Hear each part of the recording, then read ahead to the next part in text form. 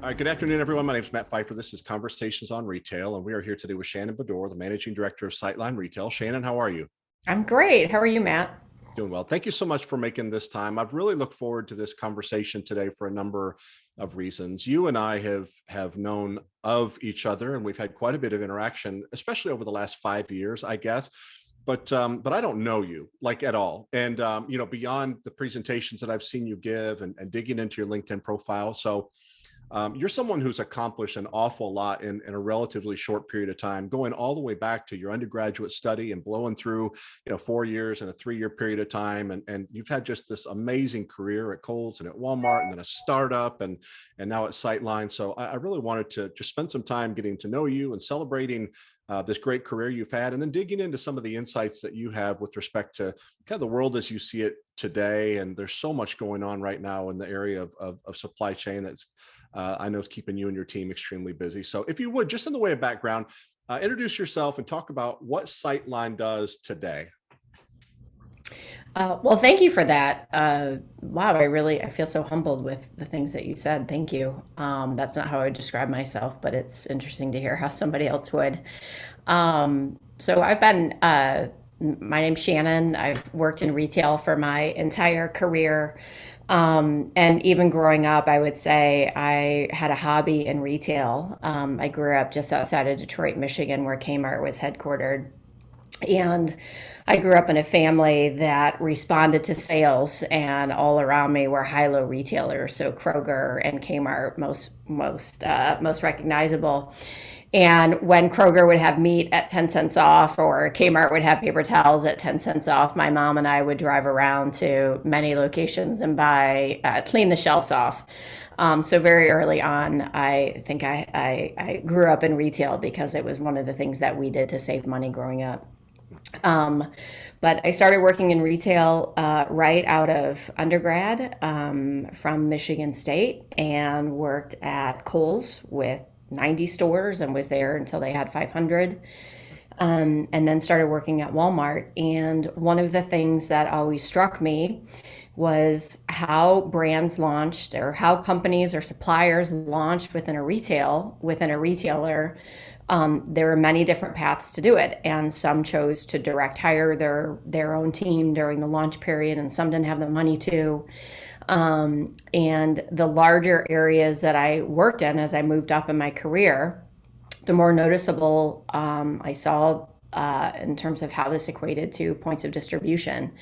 So Sightline was started as a way to help small brands who are innovative with a small team structure launch in big box retailers and have access to a full-fledged retail team for a lower cost than if they were to direct hire, and a cleaner business model than what was currently in the market today. So Sightline was born out of just these experiences that I had had through a 20-year career working in retail. Yeah.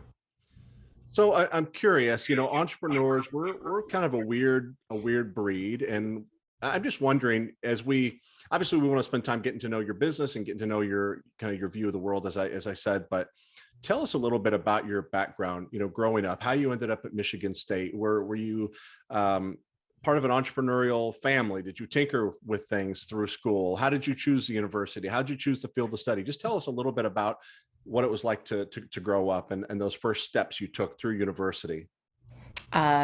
Well, I actually started as a math and science major, and I was accepted into a really small program at Michigan State called Lyman Briggs. And they accepted 50 students a year at that time to specialize in math and science and go a pre-med track. So I had always wanted to go pre-med, and did that for the first year and took a business class and really fell in love with it. So I switched my major to business. I didn't have the traditional undergraduate experience that most students have because my mom was really ill at the time that I was at Michigan State and decided to go there. So I finished in 3 years and crammed my classes into the first part of the week, and then shared caretaking responsibilities with my dad for the latter part of the week.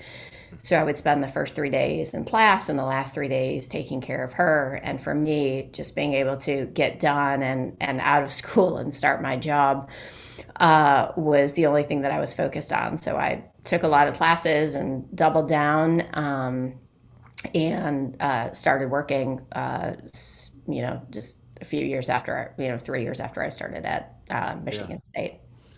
So to switch from pre-med to business, it must have been some class. What do you remember about the class? And was it the material? Was it the instructor? Was it a kind of a changing view of the world? It was a human resource class. And I think maybe Okay. the dichotomy of being in math and science, and taking a human resource class is probably what did it for me. So the nuts and bolts of me is I'm a people person, Hmm. and learning that there are ways that people work with psychology around it was just so vastly different than the pre-med track that I was on. I just liked it a lot more. Yeah. It just felt right. So you blew through your undergraduate studies. How did you find Coles or Coles find you? They were such a new company, and they came and recruited at Michigan State, and I just went, to see what they had to offer. And Michigan State grads typically end up in the auto industry, or some supplier to the auto industry. So similar to those of us that live in Bentonville, Arkansas, is that we would say like folks that go to school at U of A, they probably end up on the CPG track, whether they're supply chain or finance or marketing. It's no different at Michigan State. So most of those folks go into the auto industry, which is what my family had a background in. But Kohl's came, and there weren't a lot of students there. I would think I was one of five at the meet and greet event. I really hit it off with the recruiter, and I thought, well, I think I could do a lot with a career in retailing. So I interviewed, and had access to some pretty cool folks at Kohl's, which I'm lucky enough to still stay in contact with a few of them today, which has been really great. And started there and liked it, and went there for my full time job after graduation. And you spent 4 years at Kohl's in total. The first couple of years was in merchandising, but then you moved into a college relations role. Was there any part of you that thought that you might have some sort of career path that was in HR with the recruiting as kind of a place to start? Yeah, I liked it. I liked it in the way that college recruiting really gets you all access to human resources. It's a little bit of compensation, a little bit of recruiting, training, development, and all the fun, and a little bit of law if you're making employment offers. So it really was. I had so much fun in that job, and even today, I feel so fortunate that I was able to have that role. And Kohl's was so new. When I was an intern just a few years before I started in that role, I think there were only 10 of us. And so the internship program was still really small. And I was there working to build up the internship program that today has over 200 students that are there, a part of it every year. And it's a really big part of the professional development program at Kohl's today. So it was really fun to be a part of it. And I think it was really cool and sort of seeded this entrepreneurial component as to how fun it is to build something from scratch and see it grow and flourish, and get nurtured. And that really is such an unusual experience in corporate America. But I think, I'm not sure, but I don't think somebody in college recruiting today would say the same thing at Kohl's, because I was really there on the ground level and had a chance to put my fingerprint on it, and it was really great. Yeah. So 3 years in at Kohl's, and you started graduate study at Penn State. Talk about the decision to pursue that MBA and what that experience was like.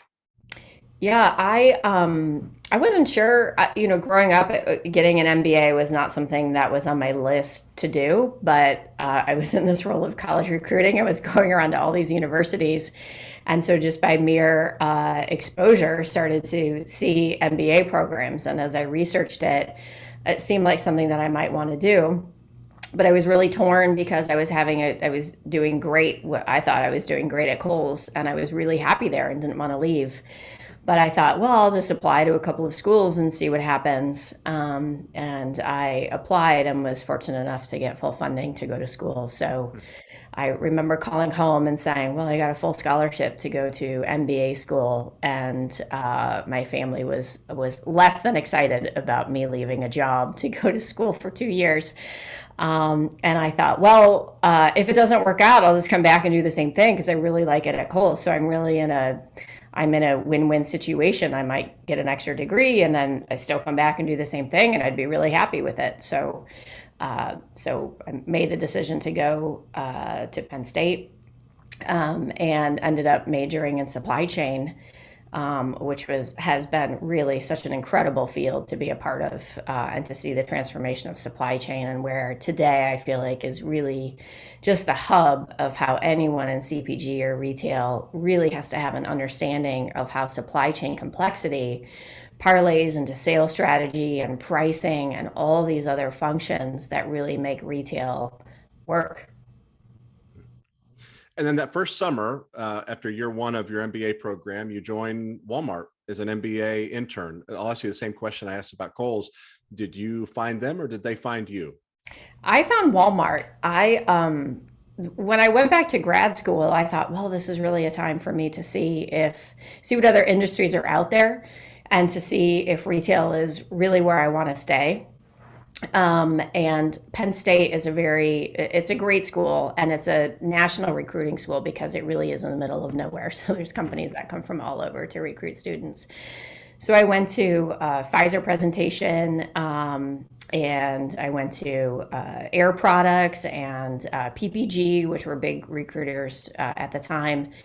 And they talked about jobs that MBA students had that were really vertical in terms of the functions that a graduate student would do. And I remember thinking, wow, when I was in merchandising at Kohl's, I had exposure not just to supply chain, but also to finance and accounting and marketing and pricing and operations. And I had no idea that as an undergrad, I had exposure to all these major functions as to how retail worked. And when I saw these other companies, I thought, oh, I want to be a part of all of it. There's not one function that I really want to specialize in. At that time, there were not many retailers that had MBA recruiting programs, but I did. So I started just doing my own research, and found that Walmart had I think it was 3 or 4 year new MBA internship program that they had just started. So I reached out to the recruiting office to have my name thrown in the hat to interview, and was lucky enough to get an interview, and lucky enough to get hired, and lucky enough to have a great career path at Walmart for some period of time. Yeah. So the internship must have been a great experience. You stayed attached to the company and went back to college, to State College rather, and worked in the store for a year. What was that experience like? I thought it was great. Although at that time, Walmart, in the early 2000s, Walmart did not have the best public relations. But they didn't have the best public relations, and especially on the East Coast and especially in the North. So when I came back to graduate school, and this story I'm about to tell is just about a period in time. I don't think that anyone at Penn State would say this today, but someone in the recruiting office said, Shannon, we don't have MBAs that go work in stores. And I said, well, I really like the company and I'm going to do it, and I'm going to end up at Walmart. And it was just, I think today, and any university would be so happy if their graduate students were going there.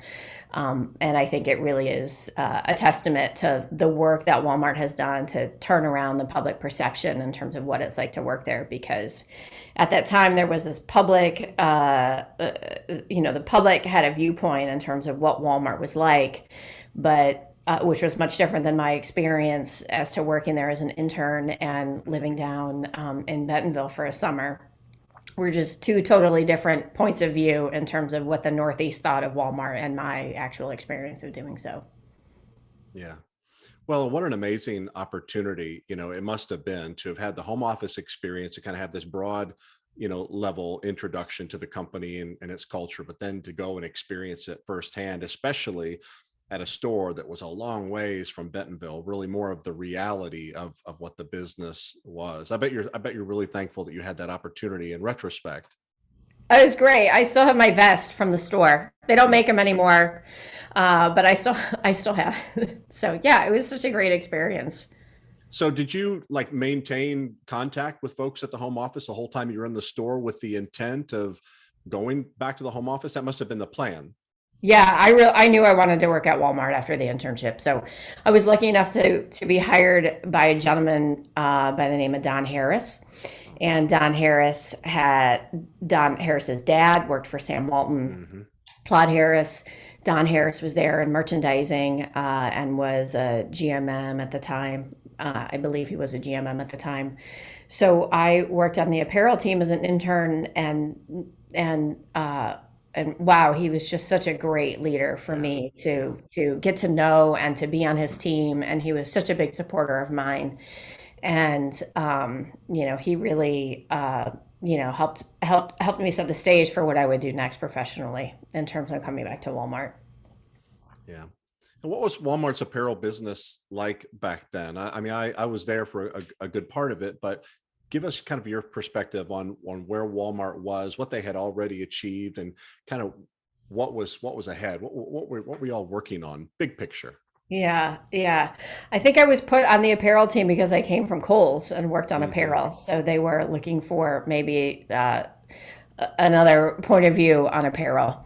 And after my internship, I did end up working on the apparel team for a good number of years, and it was interesting. I mean, I think there were a lot of ditch to ditch strategy changes in apparel that took place while I was there. So it's really hard to execute as an associate when every 6 months the strategy is changing from better basics, just good basics, to now we want more fashion and less basics, combined with 9 to 12 month lead times on programs. And so it felt really hard to be successful because of this ever changing perspective in terms of what Walmart apparel should be. And I was a buyer both in basics and then had fashion merchandising roles at Walmart also. And I would say both were equally difficult because both were loved and despised at different periods of time, depending on who was running the team then. But it wasn't always that fun. But I certainly learned a lot, and I think what that experience has done for me today is say it's okay to change where you think you want to go, is that it's okay to change it. And I'm more cognizant now of when there is a big strategy change in terms of all of the interplays that have to make that happen in terms of being sensitive about it. But it was I mean, as a buyer at Walmart, and in particular coming from Kohl's knew how many stores we had at one time, and Kohl's always opened their stores 4 times a year. So March, April, I think it was August and October were always when the store openings were grouped together. And that was done as a way for Kohl's to be able to aggregate marketing spend so they could do national advertising for all of their stores and talk about the new store openings in all their cities at one time. And so as a merchant at Kohl's, we always knew how many stores were going to be open and at what period of time. So if you had a lead time of 9 months for a program, you just added in whatever those March or April, or whatever months you needed to get to an aggregate store count. And when I started at Walmart, I was doing my first buy plan. And I said to the merchant next to me, I go, how many stores does Walmart have? And they go, I don't know, it's like 4,000. And I go, what do you mean it's like 4,000? It is 4,000? Or because I want to make sure I purchase the right amount. And they're like, well, you just round it to 4,200. And I thought, okay, well, I'll just round it. And that rounding error, when I started at Kohl's was really what that company was. And so when you're working at a company that big, things that are a company become rounding errors at it was a rounding error on the apparel team, but at Kohl's, you knew to the day how many stores you had open, so you didn't overbuy or underbuy. And so that was, it was still one of the funniest stories that I tell in terms of like, yeah, you just like round up or, round and you hope you get it right and the stores will absorb it because there's so many locations, that can sort of take care of it. Um, But it was a great experience. And today, when I go on the Walmart floor and look around, I think the apparel team is just knocking it out of the park, Yeah. and they're doing some things that actually reverted back to basics when when Sam Walton was there, in terms of some good, better, best, from the basics, and then a little bit of fashion. And I think the floor looks great today, and the team certainly has worked hard to get where they're at. But I'm proud to still wear my Walmart apparel. Yeah, for sure. I was looking at your LinkedIn profile. Every couple of years, you were promoted or successful, and Walmart did what Walmart does, which is they pick you up out of it from one role, and they say, well, you've been great here. We're gonna pick you up and put you in another. And I've often wondered, obviously, Walmart has always believed in the development of generalists, and in one way, I think that's incredibly important and valuable. But I wonder if it's taken Walmart as long as it has to get businesses like apparel right, and even think about some of the things that they've launched that haven't worked, and we could talk about all those. But um, I wonder if any of it has to do with the fact that there's no one, very few people have enough tenure to really move the needle in big ways before they're picked up and put in other roles. Does that make sense? And would you agree with that? Yeah, I certainly think that there's some truth to that. I think, yeah, I mean, I don't disagree with that, but also I worked with a lot of great folks who had worked in apparel a long number of years, who weren't able to move the needle, and had worked under a lot of leaders that were brought in with really great apparel experience, who were not able to sort of turn the ship around in the way that, finance had expected apparel to. And I think one of the differences is that Walmart has systems that were developed for different business models, that they sort of put band-aids on to make it work for each segment of the business. Mm, So if you think about how Retail Link was set up and designed when David Lass was running Walmart, the way that the categorization of the rows and columns can make sense if you're in apparel.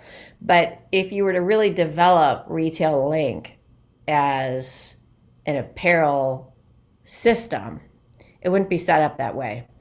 And the warehouses wouldn't be set up the way that they are. And warehouse replenishment packs wouldn't be set up the way that they are. And I think that what makes Walmart great is that there's such a keen focus on supply chain and optimization in terms of throughput of products and packages through the warehouse, and that it started with the numbers there, that then every division of the business had to figure out how to make that work for their particular business. And in the world of retail, or I'm sorry, in the world of apparel, commodity based replenishment systems and throughput of product don't work for emotion driven businesses like mm, apparel. And when you mm, go into fashion, that is really an emotional purchase versus a basic, which is a commodity and a need. And so, as the Walmart apparel strategy shifted from basics, well, then the same system you use to replenish toilet paper works, because you're just replenishing white tube socks and white tank tops and six pack of Hanes underwear, mm, and it's fine. But when you try to move into, lace tops with frill, with flutter sleeves, and it sells better on the East Coast versus the West Coast, Walmart is not able, or at least at the time was not able, to move goods around when it first imported to the locations, because of how the item categorization is set up in something in just the item setup form. And I think that there have been really smart people that have brought in, who from other companies, to work at Walmart, who haven't stayed, and were brought in with really great expectations in terms of what they could do. But you can't fix basic item setup and item categorization and item replenishment and warehouse management. It doesn't matter who you are, if there's not somebody in supply chain or transportation that understands what that actually means to an mm, apparel business. And I think mm. that has always been the gap at Walmart, is that no one who's setting up the throughput and optimization and math of how a product moves from point A to point B can't articulate why fashion should be run differently. And then Walmart's tried all these other things because Walmart is great at testing and whatnot. First, then they started replenishing by size and color in 2 unit packs, which really no retailer does. So then Walmart, really increased expenses to try to get it right. But then there were issues in terms of the import process when goods were brought in and when you had to do, it's called a split of a container to different DCs, and the lack of flexibility around those splits, and what information that you had. And the difference of Zara, who I think is one of the most incredible retailers from an apparel fashion side. I don't think there's anybody better in the world than Zara. And they're in, oh my God, just a million case studies at every university in terms of what they do, but they really are a supply chain company. And they're a supply chain company that has figured out how to optimize the manufacturing, the production, and the shipping of fashion. And when I go into a Zara, I think that they're the most sophisticated from a supply chain standpoint. I don't think they're the most sophisticated from a fashion standpoint or Right. product design. I think they're good. I think the average consumer would think they're great at design and they're great, at cutting colors. But really, they're great at optimizing every transition that a piece of fabric goes to and goes through before it actually ends up on a hanger. Well, like you said, Walmart has made tremendous strides in apparel, and as a shopper, it's fun to go in there and actually, pay attention to the categories where in the past, probably besides socks and underwear, probably never spent a dime there. So health and wellness became really important to the company, and Walmart put some of their best talent against that business. In '08, you became director of business development. What was that transition like, and what was your responsibility in joining a brand new segment of the business? Well, it wasn't part of a plan, except Walmart apparel had moved 100% to New York, and I didn't want to go. So I Mhm. either was leaving Walmart or I threw my hat in the ring for other roles. So I'd like to sit here and say it was a part of some big Yeah. master plan, but it really wasn't. It was really based off of trying to look to stay with the company and ended up in that role. And that role really changed the course of what I've done from a career standpoint ever since then. And in terms of things that I feel like I've really had some benefit on in the community here in Northwest Arkansas. I mean, it is first and foremost because Walmart Apparel decided to move to New York, and I don't want to leave. And I know that transition was not as beneficial for all of my peers at that time. But when I think about that, and John Fleming and Dottie were running apparel at the time, I think those two were the best that ever happened to me because I learned that I Mm, could do so much more than just apparel. mm. But yeah, I started as director of business development on the health and wellness team, which is really opening up clinics in the front end Right. of Walmart stores.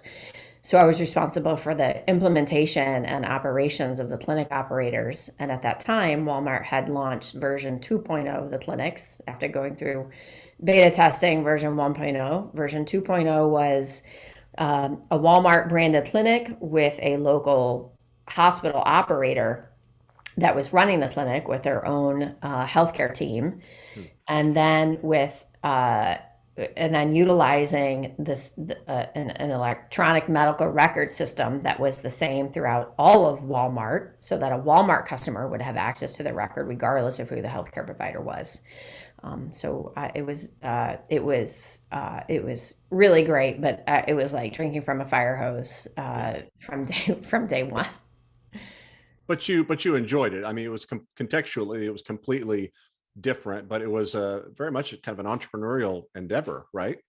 Yeah, and absolutely, absolutely, and it was really building a model from the ground up, and a lot of failures. A lot of things didn't go right. And at the time, Lee Scott was running the company, and he had gone to a year beginning meeting and said, but in 18 months or 2 years, I don't remember, some period of time, we're going to have 1,000 clinics open, and I think we had five at the time or eight. I mean, and I remember thinking like, how are we going to do that? I think Yeah. that's my job title, but I don't know how we're going to do it. So there was a lot of stress, but that went along with it. But it was so great to be a part of a startup team in a really large company. because one of the challenges about startups is that access to funding and access to knowledge sources can be so challenging to get. And healthcare in particular has so many legal components to it. And then there's a third party that is called third party in health and wellness, which are the insurance cover, which is the insurance companies, that is really a silent partner in any business model that you're doing in health and wellness. And so I learned that, I learned a way that an industry works, and how some inefficiencies make it better and some inefficiencies make it worse. But it's very unique to be a part of an entrepreneurial team in such a big company, to have access to capital, and access to trying new ideas. And it is really, it was great. And I think that definitely put something in me, put a spark in me that, has stayed with me even as I've moved on from Walmart. Yeah. Well, speaking of that spark, and this is a part of your story that I know absolutely nothing about. In 2012, you were the co-founder of Maternity Centers of America. I'd love to hear that story. I'd love to hear kind of what the transition looked like while you were still at Walmart. The idea, the opportunity, whatever kind of went from leaving this stable, as stable as a corporate career can be anymore, but leaving a stable corporate career, and getting involved in a startup for the first time. Tell us as much as you can about that story. Yeah. Well, I'm a mom to three kids who are now 14, 12, and 10 years old. I had all three of my kids down here in Arkansas. I grew up in Michigan, as I said in the beginning. And my experience, 14, 12, and 10 years ago with maternity care in Northwest Arkansas was 180 degrees different than what my friends were experiencing in Michigan and Illinois, and Ohio and Indiana. Meaning that they had a lot more options in terms of how they were going to have their baby, Hmm. things about their birth plan, ways that the hospital system engaged with them as moms were a lot different than my experience down here. And C-section rates still are very high in Northwest Arkansas, and much higher than they are in the North. Um, and so there's this math thing that if you're having a baby and you're educated and read up in terms of what it's like to have a baby where you live, you see these stats, and it's a little jarring, in particular if you have a place to compare it to, which I did because I grew up somewhere else. And I had friends that were having babies the same time as me. So my first baby was a C-section, and I think was a C-section because someone said we were out of time, but there was no like emergency, but someone maybe needed to go do something else, Hmm. I think. And so I had a really tough recovery from that and didn't feel well, and it took a long time for my body to repair, which made all the other things about going along with being a first time mom really challenging. So when I was pregnant the second time, I did some asking around in terms of, is there any way that, I don't have to have a C-section again? And in the state of Arkansas at that time, third party payers mandated that physicians do a C-section. First time C-section is always a second time C-section. But as I researched around what was happening on the coast and in the north, that is not the same protocol, and not the same. It's not the same. It's not the same healthcare advice that moms and physicians work through. So the way to work around it in the state of Arkansas at that time was to just agree that you were going to do it. But if you go to the hospital and say you're not going to do it, a hospital can't actually force you to have surgery. Hmm. So I spent the second pregnancy telling everybody in the healthcare system that I was going to do it. But in my mind, I was never going to do it because I never wanted to feel that way again unless I absolutely needed it. So I had an unmedicated birth in the hospital with my second child, and it was really, I felt great. Like your body knows what to do, and if your body can is prepared to do it without something that's going to go wrong. I had a really beautiful experience my second birth, and I felt great, and I was up and walking around. But I was treated really poorly in the hospital, and well, I was treated poorly because I got to the hospital and refused to have a C-section, and so they Yeah. were surprised, even though as a patient who really wanted the best outcome for my baby and me. Non-surgical is always safer than surgical. So when I got pregnant the third time, I was running the wellness team. I was running a $4.5 billion business at Walmart, had quite a few folks on my team. I was pregnant the third time. And I thought, there's no way I'm going to the hospital to have a baby again and have that experience. So I decided to have my third baby at home. And in the state of Arkansas, if you've had a C-section, even with a successful vaginal delivery, the state of Arkansas doesn't allow midwives to work with moms in my situation. So I am fortunate to live really close. I mean, as we all are, we're fortunate to live close to Missouri and close to Oklahoma. So we have other options where the states, then the Department of Health, have different rules. So I did have a home birth, and after my third baby was delivered, he had respiratory challenges, and I remember laying there thinking my baby's going to die, and I am too scared to call 911, and I don't want to go to the hospital because they're going to treat me really bad this time because they're going to think, oh, she's so stupid that she did that. And I remember thinking, I have an MBA from one of the top supply chain schools in the United States. I'm running a $4.5 billion business at the world's biggest company, and I'm scared to call the hospital. My baby might die. And my baby's okay. His lungs were cleared out, and he started breathing again shortly thereafter, and has no long-term impacts from that. But that experience really stuck with me, that no matter how educated you are, how professional you are, that you find yourself making kind of dumb decisions because you're voting against the system because you don't want to be a part of the only system that exists. So I was on my maternity leave and went in and spoke with the leadership team at Mercy Hospital and told them my story. And at this point, I had worked in the business development team at Health and Wellness for some time, and went in there with, somebody needs to just do something about this because I'm not the only mom who's making dumb decisions, and making decisions voting against the healthcare system instead of having a healthcare system that's working with me in the things that I want to do. I clearly made a choice against all the options in Northwest Arkansas. So Mercy knew that there was a need for this. And they wanted some help to open up a freestanding birth center. So it was never my intent to own it. It was never my intent to start it. The hospital system was going to own it, and I was acting as a consultant, so to speak, from a patient advocacy standpoint. My business partner was a midwife, is a clinical midwife. And an epidemiologist, so she certainly had the clinical experience and outcome statistical, number side of it to make sure that this worked. And we were just in there to help the community have access to something that doesn't exist in Northwest Arkansas, but exists as a fully integrated option in the healthcare system in many cities across the United States. So we were about 6 to 9 months into the project, and there were some leadership changes at Mercy.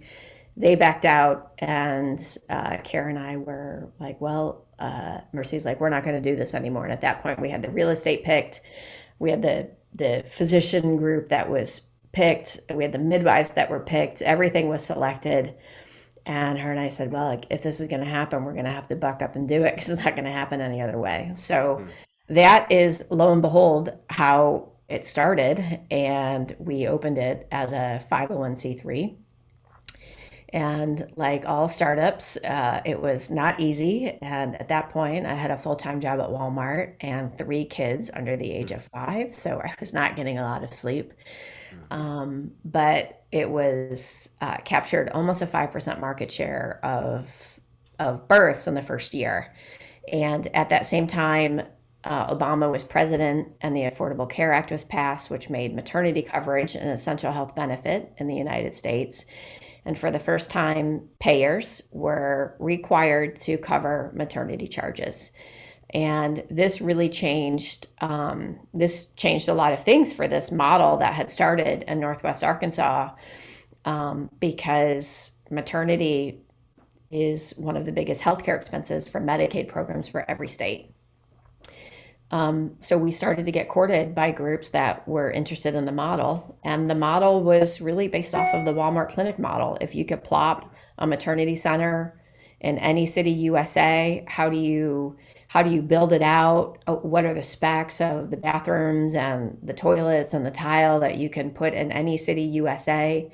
And what's the operating manual in terms of how many providers you need at one time and what's the on-call schedule? So we had really Walmartized, so to speak, this model and ended up selling it to a group out of New York shortly thereafter.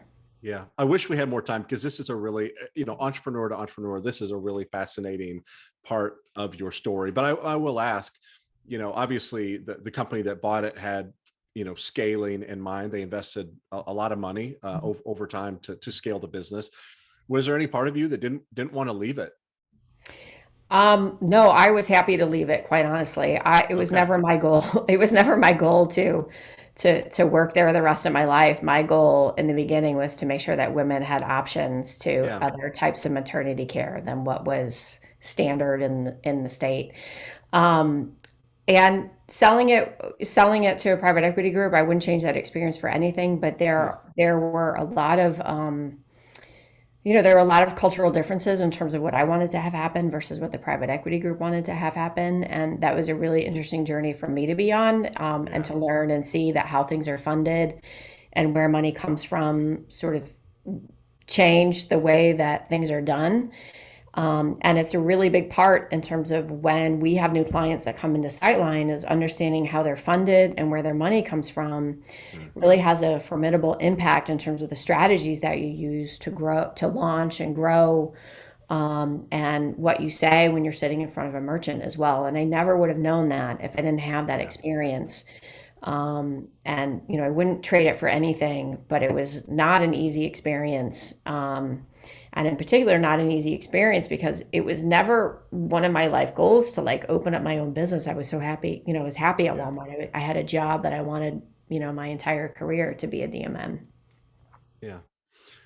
I've got 100 questions I'd love to ask you about the transaction, selling to private equity and due diligence and all that stuff. I wish we had more time, but we don't. I would love to talk briefly about your transition from that exit to Sightline. And then I want to spend the last few minutes talking about something you're super passionate about, and that's supply chain and the article that you posted in December of 2020 about the U.S. essentially hoarding containers and what the long-term effect has been and continues to be. So talk about the transition from exit as an entrepreneur to starting another business in Sightline. Yeah, well, I don't know. I thought, well, okay, what am I going to do? What do I do now? And I was like, well, I guess I'm going to do the thing that I always thought somebody needed to do on the outside, but I was on the inside and couldn't do it. So I'm going to figure out how to help smaller companies launch and do it with a low cost model and do it in a way that doesn't require somebody to sign a lifelong contract with each other. So you can have transaction and sort of people coming in and people coming out, and do this in a way that a company could be sitting in the room with merchants proud of the work that they do, and know that it's really a trifecta of a triple win for everybody, the merchant, the supplier, and the customer. And that we are just the venue in terms of making that happen at a lower cost than direct hiring, than what direct hiring is. And the reason it works is because the world of retailing is so much different today than it was 10 or 15 years ago. There's been so much retailer consolidation that there's just fewer retailers that matter. But there's fewer retailers that matter. So if you're in the merchandising team within the retailer, your desks have become much bigger, but there's not three times as many buyers Yeah. working in each business. It's the team is still the same. So even at Walmart, but this is the same of every retailer, the desk of the merchant has tripled. The number of suppliers that they're working with has tripled, but it's still a replenishment manager, an item specialist or admin, and a merchant, and maybe an assistant buyer, and then a DMM that manages that. So the structure inside of a retailer hasn't really changed, which means there's work that has to happen for items to get on shelf or be online and stay on shelf and stay in stock and have forecasts. And that work has been pushed to suppliers to do. So the way that brands used to launch and products used to launch at Walmart isn't relevant anymore, or it's less relevant because there's a lot of work that the supplier has to do that didn't exist 15 years ago. And Yeah. we do the work, and we do the work for cheaper than somebody trying to do it on their own. And sometimes you need a supply chain expert to solve a really complex problem, that's in first, in a week. But then the next week there might be an item setup issue or a barcode issue in terms of how it's going through the warehouse. And the next week you have forms that are due for a modular review meeting. And the skill set to do all of those that's necessary at all of the major retailers, usually you can't find one person to do all of that. And so you really do need, as a smaller company, you do need somebody who understands about World Sync, EDI setup, and how, the EDI setup intersects with the AR, the AP into the accounting system, and how that transfers into when loads leave the warehouse and how somebody gets paid, right? If you're a small company, you just want to get paid. So we offer the vertical level of expertise for less than a full-time hire, and we've and we're still learning, and we're still trying to figure out how to do things better, but we're 6 years in, or maybe it might be 7 years now, and it's working, and it is still growing every year. Yeah. I know I've reached out to you a couple of times, let's say a number of times, a couple of times with, with opportunities. And you've always come across as, very humbly, by the way, as being as busy as you want to be. And I just wonder, what do you attribute to the success of Sightline and to your team? And why are companies working with you as opposed to some of the much larger, companies that seem to kind of get all the press? Yeah. We well, I don't know. My team, we have it's such a great team that I work with. It's such a great team, and they've been there such a long time. And I think it really is a testament that low turnover matters in this business, and low turnover matters because it means that you've got people working there that care, and they like what they're doing, and it really shows in the conversations and the communication with not just the merchants but even our clients, the suppliers as well. Um, I don't know. I think there's a lot of things that I could be doing better, in terms of how we promote and how we get our name out there. But it really is coming from a place of I want a few more years of organic growth before anybody else comes in and puts their thumbprint on it, because I don't Yeah. feel like we're done yet with figuring out the right model to actually go big with. Although it's working and it's growing, and this might be my own sort of perfectionism that might be getting in the way, because at some point we're all our own worst enemy. But I don't really have an answer to that, Matt. We do what we do, and I think we're really good at what we do. And if we say we can't do it, we say we can't do it. Yeah. And we're different than the big guys because we don't cost as much. We don't cost as much. We try to leverage the retailer's assets as much as possible, and how you leverage Target's assets are much different than how you would, maybe target a Walmart assets. And we're growing in grocers, as well, with Safeway and Albertsons, and Ahold Delhaize have been big growth venues for us. And how we work with them have been very different. But the goals of what our clients have, which is how do I make money, and how do I stay open, and how do I knock it underwater with making too much product that isn't bought, I think we figured out how to sort of optimize that in a way that's really cost effective for the client, and then helps us stay open too. So the last thing I want to ask you, again, being really respectful of your time, COVID caught companies, certainly individuals, terribly off guard, and the run on stores, and stores really battled to stay in stock. And you would think, as a consumer, you would think 18 months later that we would kind of be back to normal. I mean, life in many ways is back to normal, but you walk your local stores and there are entire sections of the modular that are completely wiped out. And then you read much of what's being written, interviews by Doug McMillan at Walmart, and it doesn't look like that things we should expect, again, as consumers, we should expect things to get better anytime soon. If we had more time, I would love to kind of get your take on how we ended up in this position, how we were caught so terribly off guard. But I think what I'd rather do is spend the remaining time talking about how do you think companies, what are the things that they can be doing right now to manage it, to get through it. Yeah, I hate to answer it with an I don't know, but Yeah. I mean, I don't know. And for all of our clients, they're facing, somewhat, there's a saying in Thailand, same but different. They're all, all our clients are facing like same but different issues around this. Some are waiting for raw materials, some are, to come over, so issues with that or packaging or some fully finished products coming over. But the congestion around access to trucks, rail, warehousing, it's real and it's impacting all of our clients in ways that in my entire career I've never seen anything like this from a capacity constraint. And the bottlenecks that one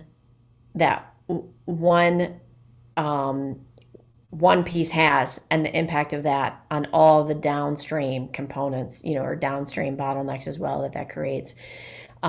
It's just so massive happening right now. And the costs are real from a container standpoint. The costs are real in terms of, if you import a container, the termination fees and the drayage and the storage fees and even the Food and Drug Administration, if you import, they're behind because of all these bottlenecks, and so there's extra storage fees for FDA reviews. I mean, it's nuts. And I just read an article on Friday that what's expected to happen from the trucking industry is that holiday shopping and the demand around December is going to hold strong through January and February. So for anyone who is thinking that there would be a first quarter reprieve and an opening of lanes or the ability to import, I don't think that's going to be the case. And in fact, our team had a call on this today in terms of what are some of the plans that we put in place, and on products where there's fixed inventory that we know we can't get more, how do we allocate those goods, and what retailers have shared their forecast, which ones haven't, and for the clients that we work with multi retailers on, how do we allocate the product in a way that's fair and that's right, but also takes care of the retailer that shared more information than those that haven't shared any, and to work through that. But it is really the toughest I've ever seen. And I think that this time, from a supply chain standpoint, will be written about in case studies and in MBA Yeah. programs for decades to come because it is really unprecedented. Yeah. Are you optimistic long term? Is it a matter of simply catching up, or are there things that are just fundamentally broken that are going to have to be, in some cases, reinvented in order to make it work again? I think we're going to need, in particular on the import side, I think we're going to need to see some things reinvented. I think clearly you can't have four companies that own the space and have that work forever. I mean, I think we're going to see that some companies are willing to pay $20,000 per container, and so if you know that exists out there, then probably there'll be some entrepreneurs and innovation that occurs with faster shipping of product of containers, smaller ships, faster timeline at that rate. But we are not seeing a reprieve, and I hate to sound like Debbie Downer on this, but we're not seeing any sort of supply chain reprieve, at least through second quarter of 2022. Yeah. Goodness. Well, we are up against an hour, so as much as I'd love to continue talking, I asked for an hour, and I won't take any more than an hour. But you are as busy as you want to be. But if somebody wanted to spend some time getting to know you and Sightline Retail, what's the very best way for them to engage someone in your organization to learn more? Yeah.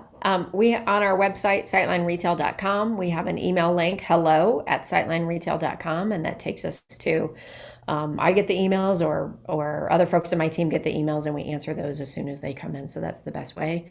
Or you can reach out to me on LinkedIn or send me an email. And Matt, on this, if you want to include my email address for people just to reach out, I'd be happy to connect with them. Great.